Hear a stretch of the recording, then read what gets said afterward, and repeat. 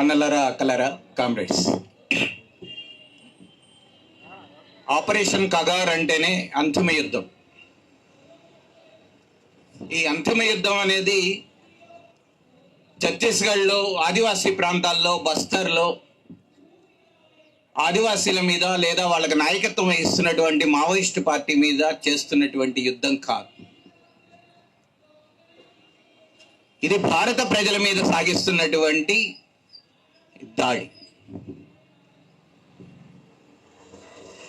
ఒకప్పుడు బ్రిటిష్ పరిపాలనా కాలంలో హిందూ మహాసభ పేరుతో వీర సావర్కర్గా చెప్పుకునేటువంటి సావర్కర్ వాళ్ళ ఆలోచనలకు అనుగుణంగా ఆ రోజు స్వాతంత్రోద్యమాన్ని వ్యతిరేకించి బ్రిటిష్ వాళ్లతో చేతులు కలిపి ప్రజల పోరాటాలని, స్వాతంత్రోద్యమాన్ని వ్యతిరేకించినటువంటి శక్తులు ఇవాళ 100 ఏళ్ల తరువాత, మళ్ళీ 100 ఏళ్ల తరువాత ఇప్పుడు మళ్ళీ ఆదివాసీల మీద యుద్ధం చేస్తున్నారు. అందుకని వీళ్ళ మూలాల్లోనే ప్రజల మీద దాడి, స్వాతంత్రానికి వ్యతిరేకం, ప్రజాస్వామిక వ్యతిరేకం అనేటువంటి స్వభావాలు ఉన్నాయి.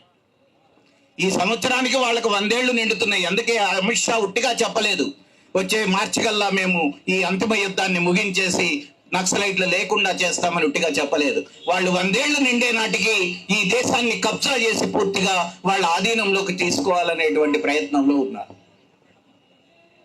మనకేమనిపిస్తుందంటే ఆదివాసీ ప్రాంతాల్లో కొండలున్నాయి, అక్కడ ఆదివాసీలు ఉన్నారు, వాళ్లకు మద్దతుగా మావోయిస్టు పార్టీ ఆయుధాలతో ప్రతిఘటిస్తున్నది కనుక ఇది భారత రాజ్యాంగానికి ప్రతిఘటన, ఆయుధాలతో ప్రతిఘటన అనేది వ్యతిరేకం కనుక, హింస చేస్తున్నారు కనుక మావోయిస్టులు అక్కడ ఈ యుద్ధం ప్రకటించారని ఎవరైనా భ్రమపడితే ఆ మేధావులు, ప్రజాస్వామికవాదులు వాళ్ళ ఆలోచనలను మార్చుకోవాల్సినటువంటి అవసరం ఉంది.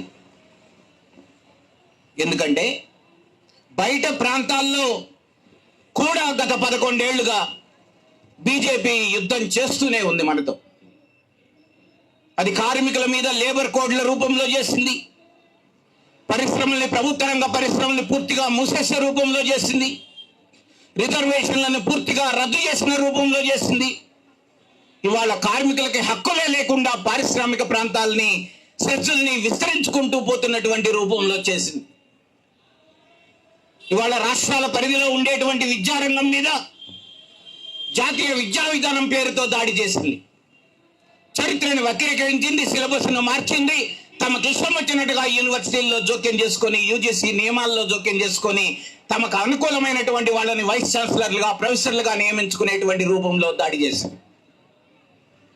ఇవాళ వ్యవసాయ రంగం మీద దాడి చేస్తుంది, తప్పుడు పద్ధతుల్లో కనీస మద్దతు ధరలను ప్రకటిస్తున్నది, అంతేకాకుండా కనీస మద్దతు ధరలకు చట్టబద్ధత కల్పించకుండా ఆగుతున్నది. వ్యవసాయ మార్కెట్లు అనేవి రాష్ట్రాల పరిధిలో ఉండేటువంటి అంశాలను తెలిసినా ఇవాళ జాతీయ వ్యవసాయ మార్కెటింగ్ ఫ్రేమ్వర్క్ని ఒకటి తయారు చేసి రాష్ట్రాల మీదకి వదిలింది. అంటే దాని అర్థం మొత్తం వ్యవసాయ మార్కెటింగ్ వ్యవస్థ అంతా ప్రైవేట్ కార్పొరేట్ల చేతుల్లోకి తీసుకెళ్లేటువంటి ప్రతిపాదనలు ఆ పత్రం నిండా ఉన్నాయి. ఇవాళ అటవీ హక్కుల చట్టం 2006ని ఏ రాష్ట్ర అడవిలోనూ అమలు చేయటం లేదు. గిరిజనులకి, ఆదివాసీలకు ఉండాల్సినటువంటి భూమి హక్కుల గుర్తింపు జరగడం లేదు. ఇవాళ పీసా చట్టం అమలు కావడం లేదు, గ్రామ సభలకి అత్యున్నత అధికారం అనేటువంటిది. తెలంగాణ రాష్ట్రంలో ములుగు, భద్రాచలం ఏరియాల్లో ఇవాళ బయట కంపెనీలు, కావేరీ కావచ్చు, సింజెంటా కావచ్చు, ఆదివాసీల దగ్గరికి వెళ్ళి మొక్కజొన్న విత్తనాలని చాలా పెద్ద ఎత్తున పురుగు మందులు వినియోగించి వాళ్ళు ఉత్పత్తి చేస్తున్నారు. పైగా వాళ్ళు చెబుతున్నది ఏమిటంటే మేము భూములు కొనుక్కున్నాం, మేము భూముల్లో ఉత్పత్తి చేసుకుంటున్నాం, వ్యవసాయ కూలీలుగా ఆదివాసీలు పనిచేస్తున్నారని కంపెనీలు చెప్తున్నాయి. ఇదంతా కూడా వ్యవసాయ రంగం మీద, విద్యారంగం మీద, కార్మిక రంగం మీద, మధ్యతరగతి మీద ఇవాళ ధరలు పెరిగినాయి. మళ్ళీ అంతర్జాతీయ స్థాయిలో బ్యారెల్ పెట్రోల్, డీజిల్ ధరలు తగ్గిపోయిన కాలంలో ఇవాళ మళ్ళీ పెట్రోల్, డీజిల్ ధరలు, వంట గ్యాస్ ధరలు పెరిగిపోయినాయి. ఇదంతా కూడా ప్రజల మీద చేస్తున్న యుద్ధమే. ఈ యుద్ధాన్ని ప్రతిఘటించేటువంటి శక్తి ఇవాళ పార్టీలకి కానీ, ప్రజా సంఘాలకు కానీ లేదు. ఈ యుద్ధాన్ని ప్రతిఘటించేటువంటి శక్తి ప్రజల్లో లేదు. కానీ ప్రతిఘటన మధ్య భారతంలో ఉంది, ప్రతిఘటన ఆదివాసీల్లో ఉంది, ప్రతిఘటన మావోయిస్ట్ పార్టీ చేస్తున్నది కనుక దాన్ని నిర్మూలించాలనేటువంటి లక్ష్యం ఇవాళ తక్షణ లక్ష్యంగా దాన్ని పెట్టుకున్నది. కానీ తర్వాత వచ్చేటువంటి మైదాన ప్రాంత యుద్ధంలో మనల్ని అందరినీ నిర్మూలించడానికే బీజేపీ వస్తుంది. నువ్వు ప్రతిఘటన ఎక్కడ సాగిస్తావో అక్కడ హింస జరిగింది. హింస మొదలుపెట్టిందే ఇవాళ పాలకవర్గాలు. మొదటి నుంచి ఇప్పటిదాకా ఆయుధ ధారణ చేస్తున్నది ఎవరు? ఆయుధాలతో ప్రజల్ని హింసించింది ఎవరు? ఎన్కౌంటర్లు సాగించింది ఎవరు? నాయకుల్ని హత్య చేసింది ఎవరు? కార్యకర్తల్ని ప్రజల్ని చంపింది ఎవరు? విషం పెట్టి చంపింది ఎవరు? గుడిసెలు తగలబెట్టి చంపింది ఎవరు? అన్నంలో విషం కలిపి చంపింది ఎవరు? ఇవన్నీ మనం చూస్తూ వచ్చిన చరిత్ర తెలంగాణలో కూడా. తెలంగాణకు భిన్నమైనటువంటి పరిపాలన. ఛత్తీస్గఢ్లో ఏదో నక్సలైట్లు హింసకు పాల్పడితే వారి ఆయుధాలు అక్కడ పట్టుకొని కూర్చుంటే మాత్రమే ఈ యుద్ధం జరుగుతున్నదని ఎవరైనా భ్రమిస్తే అందుకే దాన్ని వదులుకోవాలి. మైదాన ప్రాంతాల్లో ప్రజాస్వామ్యమే లేదు కదా, ఇవాళ ప్రజలకి గొంతే లేదు కదా. బళ్ళారి ప్రాంతంలో 1,00,000 కోట్ల ఐరన్ ఓర్ను తవ్వుకుపోతే గాలి జనార్దన్ రెడ్డి అనేవాడు మనం ఏం చేయగలిగా? ఇవాళ ఆదివాసీ ప్రాంతాల్లో ఒక్క మట్టి బెళ్ళ కూడా వాడు తీయలేకపోవడానికి కారణం ఏమిటి? అక్కడ ఆదివాసీల ప్రతిఘటన మాత్రమే. అందుకనే వాడు ఆ ప్రతిఘటనను సహించలేకపోతున్నాడు. అందుకనే వాడు ఆ యుద్ధాన్ని ముగించాలనుకుంటున్నాడు. ప్రతిఘటన లేకపోతే వనరులన్నీ కార్పొరేట్ల చేతుల్లోకి వెళ్ళిపోతాయి. ఇక్కడ భూమి అయినా కావచ్చు, అక్కడ కొండలైనా కావచ్చు, ఏదైనా కార్పొరేట్ల చేతుల్లోకి అప్పచెప్పడమే బీజేపీ పాలనా విధానం గనక ఈ యుద్ధం సాగుతున్నది.